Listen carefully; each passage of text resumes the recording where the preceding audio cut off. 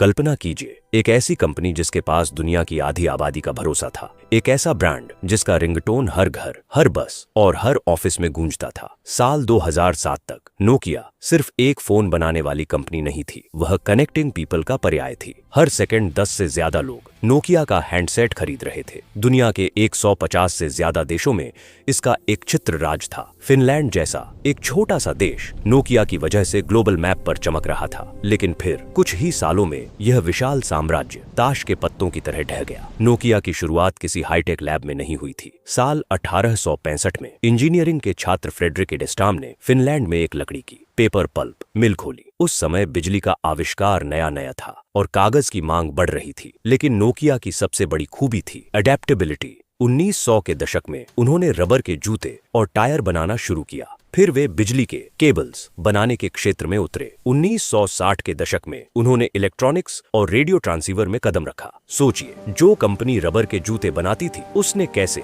1980 के दशक में दुनिया का पहला portable car phone Mobira Senator launch कर दिया। यह नोकिया का विजन था। उन्होंने समझ लिया था कि भविष्य वायरलेस है। 1990 के दशक में नोकिया ने अपने बाकी सारे बिजनेस बेच दिए और सिर्फ टेलीकॉम पर ध्यान केंद्रित किया। यह एक बड़ा जुआ था जो सफल रहा। 1998 में मोटोरोला को पछाड़कर नोकिया दुनिया का नंबर 1 मोबाइल ब्रांड बन गया। भारत जैसे देश में मोबाइल क्रांति का मतलब ही नोकिया था। नोकिया 1100 ये सिर्फ एक फोन नहीं था, इसमें टॉर्च थी जो भारतीय लोड शेडिंग के समय वरदान थी। इसमें धूल से बचने के लिए कीपैड कवर था और यह इतना मजबूत था कि गिर जाए तो फर्श टूट जाए, फोन नहीं। आज भी 25 करोड़ से ज्यादा यूनिट्स के साथ यह दुनिया का सबसे ज्यादा बिकने वाला इलेक्ट्रॉनिक गैजेट है। फिर आया नोकिया 3310, जिसे दुनिया आज मेम के रूप में वो मानती है। स्नेक गेम, इसने मोबाइल गेमिंग की शुरुआत की। रिंगटोन कंपोजर, लोगों ने अपनी धुनें बनाना सीखा। एन सीरीज, N95 जैसे फोन ने कैमरा, म्यूजिक और इंटरनेट को एक साथ जोड़ दिया।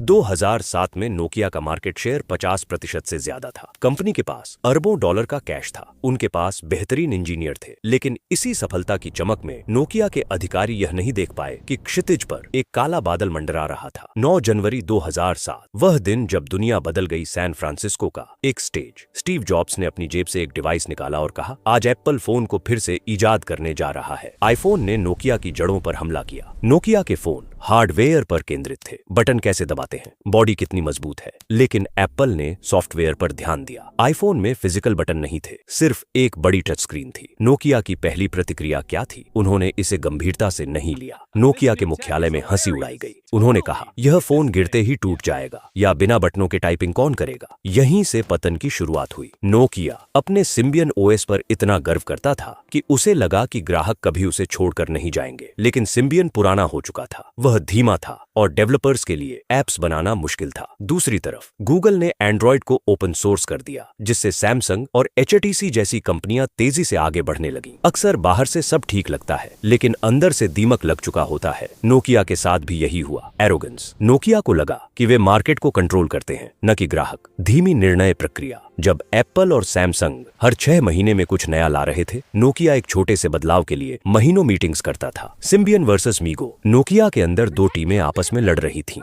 एक टीम पुराने सॉफ्टवेयर को बचाना चाहती थी, दूसरी नया बनाना चाहती थी। इस लड़ाई में कंपनी का भविष्य बलि चढ़ गया। जब नोकिया ने अंततः N9 लॉन्च किया, जो बहुत अच्छा फोन था, तब तक बहुत देर हो चुकी थी। बाजार में एंड्रॉइड और आईफोन का कब्जा हो चुका था। 2010 में नोकिया ने अपने पहले गैर फिनिश CEO स्टीफन एलोप को नियुक्त किया। उन्होंने कर्मचारियों को एक मशहूर मेमो भेजा जिसका शीर्षक था द बर्निंग प्लेटफॉर्म। उन्होंने तुलना की कि नोकिया एक ऐसे तेल के कुएं पर खड़ा है जिसमें आग लग चुकी है और बचने के लिए उसे बर्फीले पानी में कूदना ही होगा। लेकिन उन्होंने कूदने के लिए गलत समुद्र चुना। नोकिया के पास 2 रास्ते थे। एंड्रॉइड अपनाना, जो आसान था और लोग इसे पसंद कर रहे थे। विंडोज फोन के साथ जाना, जो एक नया और अनटेस्टेड सिस्टम था। एलोप ने विंडोज को चुना। यह नोकिया के इतिहास का सबसे विवादास्पद फैसला था। लोगों को एंड्रॉइड के एप्स चाहिए थे, लेकिन विंडोज स्टोर खाली पड़ा था। नोकिया लुमिया सीरीज के फोन कैमरा में बेहतरीन थे, लेकिन सॉफ्टवेयर के मामले में वे पिछड़ गए। 2013 में वही हुआ जिसकी किसी ने कल्पना नहीं की थी। नोकिया का mobile business $7.2 billion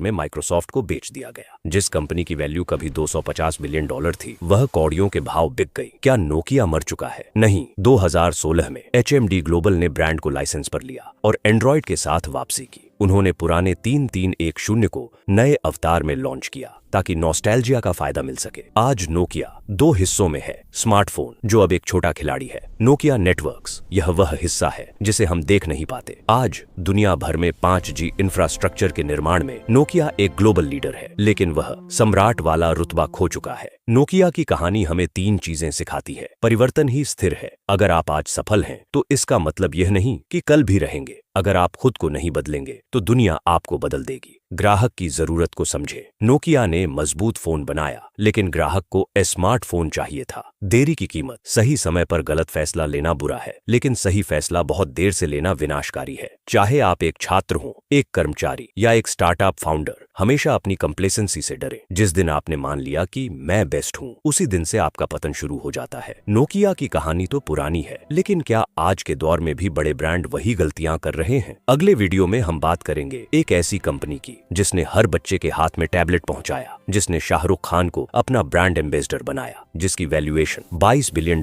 1.8 lakh crore रुपए पहुंच गई थी। जी हाँ, हम बात करेंगे बायजूस की। कैसे एक छोटे से गांव का लड़का दुनिया का सबसे बड़ा एडटेक किंग बना, कैसे आक्रामक मार्केटिंग और भारी कर्ज ने इस कंपनी की नींव हिला दी, और क्यों आज हजारों माता पिता इस कंपनी से परेशान हैं। बायजूस का अर्श से फर्श तक का सफर नोकिया से भी ज्यादा चौंकाने वाला है। अगर आप वह एनालिसिस मिस नहीं करना चाहते तो अभी सब्सक्राइब करें और बेल आइकन दबाएं। यह सिर्फ एक कहानी नहीं है, यह एक चेतावनी है। जय हिंद।